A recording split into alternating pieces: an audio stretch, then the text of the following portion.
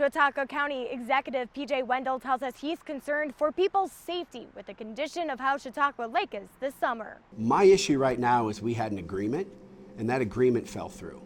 And the very group that sat here and said they would do it were the ones who didn't do it. And they do have to be held accountable. Wendell tells us that the Chautauqua Lake Association was in a meeting back in March to discuss harvesting in May, but they applied for harvesting permits April 30th. Right now, they have to move, and they have to move quickly.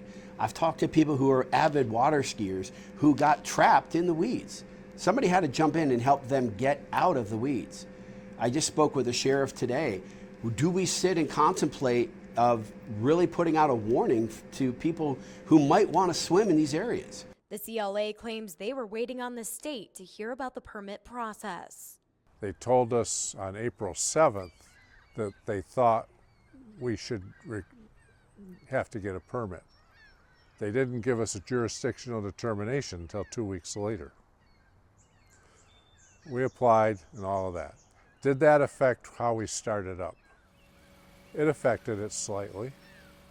Would it made a difference on what you're seeing here today? No, because the aquatic plant growth didn't come till mid to late May. They say they are doing more than double the harvesting in the southern basin of the lake than they typically do. First priority is to have access to that open water. Second priority then becomes working around inside the docks. Unfortunately, we're not able to get to the second priority yet because of the extreme growth that's happened this year. Wendell told us today that GEI is studying Chautauqua Lake to help manage it. Nobody's looking for, an immediate fix. Nobody is living in a fantasy land that we think that we can fix this by applying herbicides one time or even wiping out all of these invasive weeds.